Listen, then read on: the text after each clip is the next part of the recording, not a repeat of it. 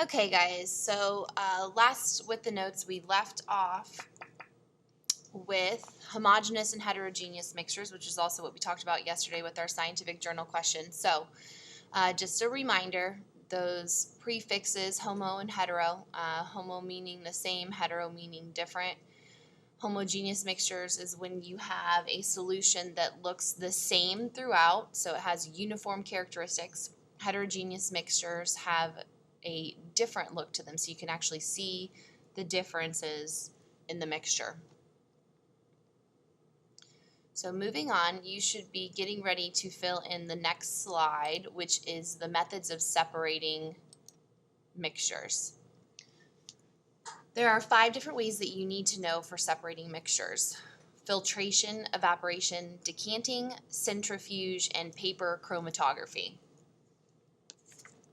And I'm pretty sure that slide is filled in for you. So the first one is one that you guys should be familiar with, filtration. So the filtration is the process of passing a mixture through a porous device such as a filter or filter paper to separate one component from another. So this is what we do with, say, coffee. Okay, if you drink coffee or your parents, grandparents drink coffee, then they use a coffee filter. So you put the filter in the coffee machine, add coffee, the water ends up running through the porous paper and then making coffee without the grinds of coffee in it. Think of other ways that filtration is used.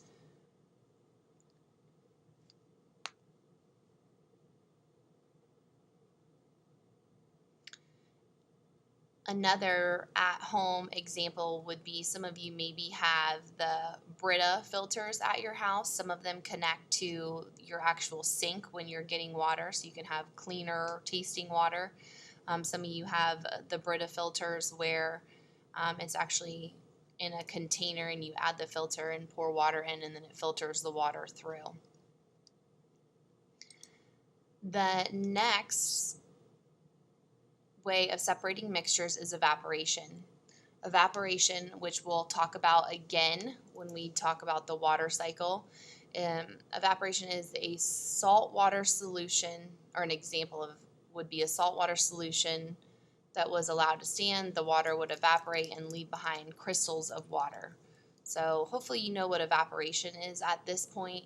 Another example, the same thing would occur with sugar and water. If you let the water evaporate out, if it was exposed to heat, eventually all the water would evaporate, leaving behind crystals of sugar. The third way of separating mixtures that you need to be familiar with is called decanting. Decanting. If the solid particles of a liquid mixture settle to the bottom of a container, the liquid can be poured carefully. So just like you see in this picture over here, I like to use the example of muddy water. If you have muddy water and you let it sit for a while, eventually it will go through the decanting process where you have the cleaner water sitting on top, but all the rocks and settlement, dirt, will sink to the bottom and look very similar to this picture that you see here. The fourth way is something that you may not really know about, but it's called centrifuge. Centrifuge takes place in this machine right up here. Some of you may have seen this before if you've ever watched any crime scene investigation shows like CSI. They use this a lot of times when they're doing DNA testing. Centrifuge spins rapidly. It's a machine that spins rapidly, which causes the solids to settle to the bottom of the container. And again, a good example of this would be if you take blood, it would actually go through the centrifuge process. So the red blood cell particles would end up sinking to the bottom of a test tube, and then you would have the plasma, which is like a clearish white, left on top. So blood may look like a homogeneous mixture, but technically I would think that it's a heterogeneous mixture.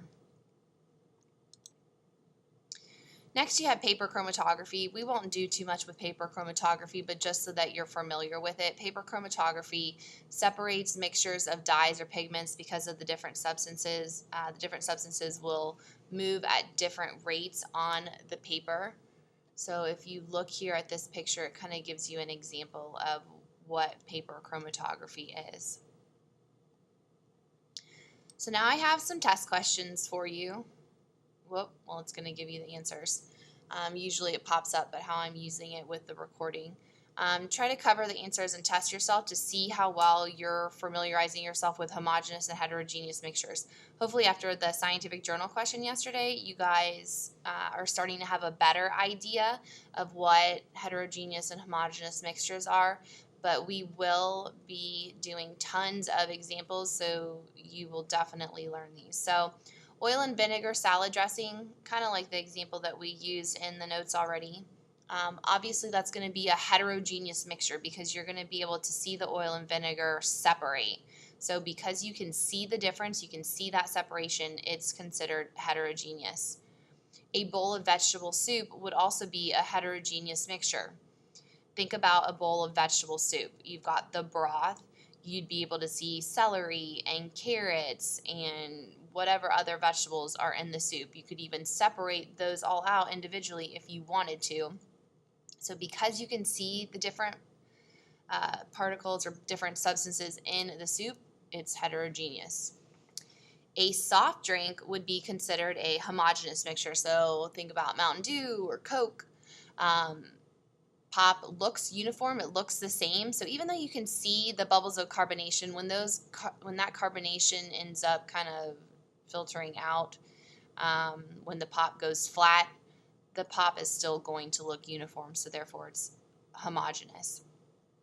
Blood, as I said, can be a tricky one because when you look at blood, if you've ever had your blood drawn or seen on TV how someone gets their blood drawn, they put it in little test tubes. So when it is originally taken out, it looks homogeneous because it looks uniform, it looks the same. However, there's different things in your blood. Like I said, you have red blood cells, plasma, and if you use that centrifuge method of separating blood, then you would see the red blood cells are more dense, so they would sink to the bottom of the test tube, and on top you would be left with the plasma that's less dense. So in that case, it would be a heterogeneous mixture. Motor oil, the last one. Motor oil is homogeneous. It looks the same throughout. Hopefully all of those examples help you to better understand homogeneous and heterogeneous mixtures. Next, we're talking about the 3 states of matter. So this is the part that should be review for you guys. I know you definitely learned about solids, liquids, and gases in the past, probably a couple of different times in the past. I was just at Tollgate a couple weeks ago, and I saw pictures of Fruit Loops. If any of you have done that activity before where you had to show solids, liquids, and gases using Fruit Loops. So this part should be review for you. So we're talking about the characteristics of solids. Solids have a definite volume and a definite shape. You need to highlight that or circle it because I will definitely expect you to know this characteristic for a solid as well as this for a liquid and gas. So solids have a definite volume and a definite shape. The particles of a solid are packed closely together in a relatively fixed position. So if we were using Fruit Loops to show solids, we would have the Fruit Loops as close together as possible to show that they are packed closely together. The particles are held by strong attractive forces between them, and the particles of a solid simply vibrate about the fixed position. So basically, in a solid, you have particles that are vibrating kind of in place. Solids have a definite volume and a definite shape. When we're talking about the characteristics of liquids, a liquid has a definite volume but no definite shape. And if you think about that, that makes sense, right? If you pour a liquid into a cup, that liquid is going to take on whatever shape that the cup is. So liquids can take on whatever shape of the container that you're putting them in. That's why they have no definite shape, but they always have a definite volume. Number 2, Hold on one second. My phone's ringing. Hello? Hey.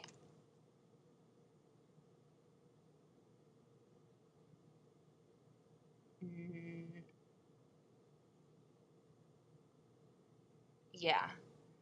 I don't know. Ask Goche because I'm in the middle of recording my notes, so my kids are sitting. They're going to be listening to me talk on the phone. Sorry. Bye. Sorry, guys.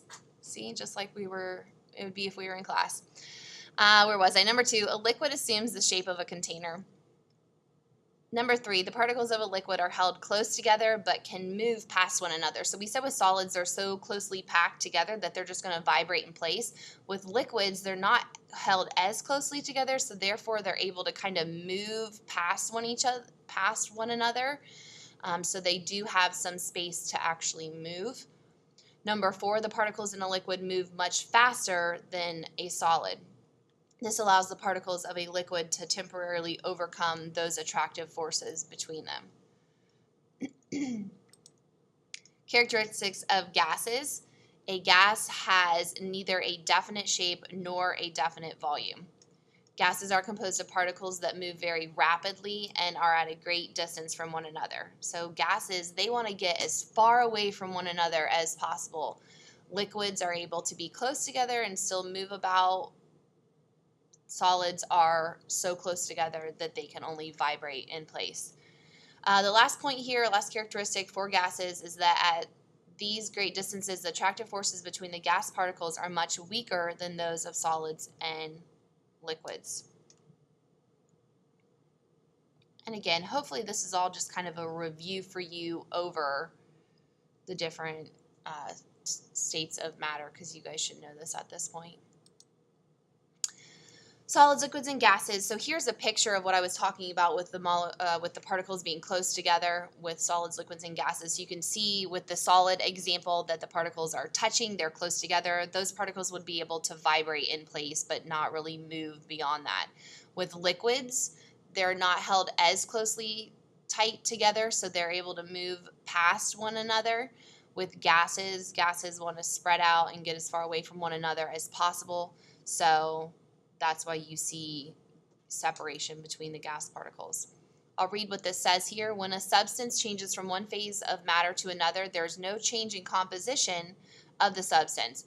So, for example, when water freezes, it's not like when it freezes, it's not water anymore. It's still water. Water freezes to a solid and melts to a liquid, but it's still just water. So when substances change state, the only change is the distance and the interaction between the particles that make them up. For properties of matter, every substance, whether it's an element or a compound, has characteristic properties. These properties are distinguished between substances and to separate them.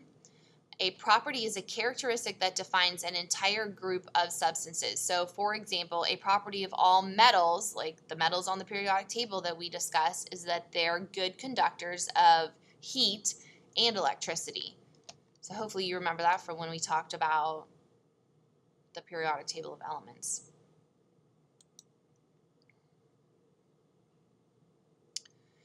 Intensive and extensive properties, you can kind of read through this yourself. I won't really expect you to know the difference between these. It is good to know these properties, so take a minute and read through those on your own.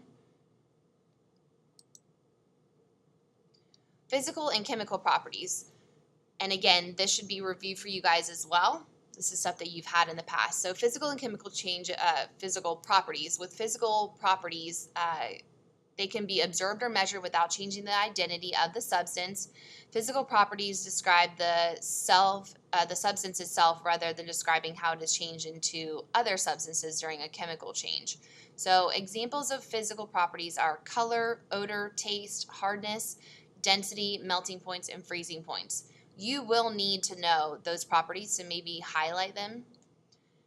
For chemical properties, a characteristic that describes how a substance interacts with other substances to produce new substances. Examples of chemical properties are the ability of charcoal to burn in the air to form carbon dioxide is a great example of a chemical property. We're talking about physical change. A physical change is when there is no change in the substance's chemical properties or chemical composition. So no new substance is formed during a chemical change. It is changed from one phase of matter to another. Examples of physical changes: grinding, cutting, melting, boiling. These types of changes do not actually change the identity of the substance, just its state possibly. For chemical changes, the result in the product of one or more new substances that differ in chemical properties and composition from the original substance. Examples of chemical changes would be iron rusting, milk souring, paper burning. Those are changes that are not, there's an actual chemical change going on there. They're not reversible. For the next slide with reactants and products, down here you'll see the example of carbon plus oxygen. So you guys know that carbon and oxygen are each elements on the periodic table. When you chemically combine those elements, it forms carbon dioxide.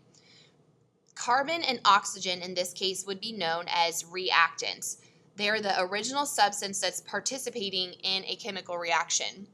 Carbon dioxide would therefore be a product. So the product is the new and different substance that's formed as a result of a chemical change. So when you chemically combine the reactants carbon and oxygen, it yields the product of carbon dioxide. Carbon and oxygen are the reactants. Carbon dioxide is the product. You will be expected to know those words reactant and product. We will talk about again later on in the year when we get into talking about photosynthesis and cellular respiration.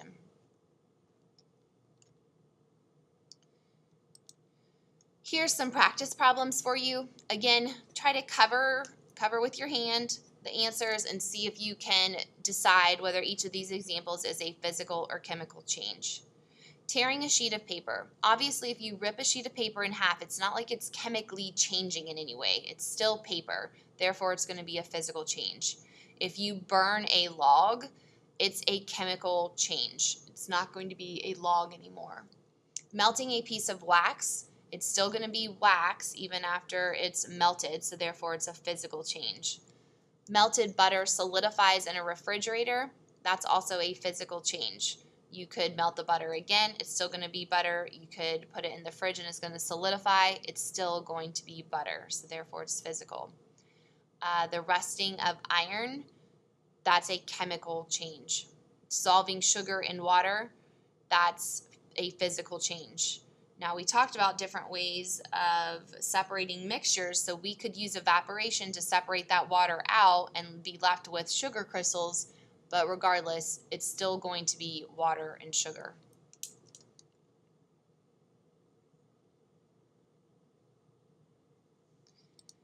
Here's something new, hopefully. So the conservation of mass. This is something that you have to know per the 7th grade content standards. So during a chemical reaction, the quantity of matter remains unchanged. The mass of the product is always equal to the mass of the reactants. The law of conservation of matter, which you need to circle, star, highlight, this law states that matter cannot be created or destroyed by a chemical change. And I will say this over and over and over again throughout the year. So you need to know the law of conservation of matter states that matter cannot be created or destroyed by a chemical change. I'll let you read through that example.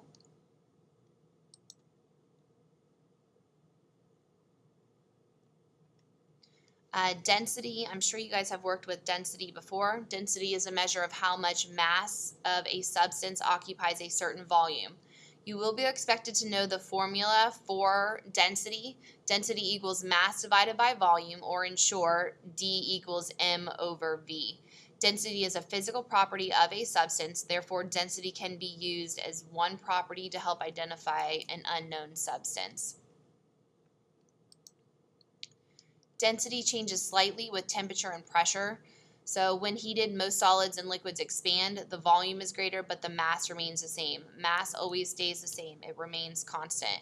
Therefore, the density decreases. This change is usually too small to be noticed in solids and liquids. Changes in temperature and pressure will greatly affect the density of a gas. Just to kind of quickly click through a couple of problems because I know that there is an example on your final exam. Density equals mass over volume. So a piece of lead has a mass of 22.7 grams. It occupies a volume of 2 centimeters cubed. What is the density of lead? So you would take 22.7 divided by 2, and that would mean that the density would be 11.35 grams per centimeter.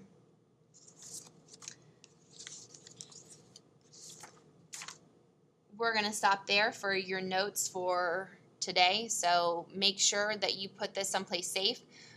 Go back through, double check, and make sure that you have all of the blanks and everything filled in. When you are done with that, I need you to come up to me so that I can check you off on your notes and give you credit for doing them.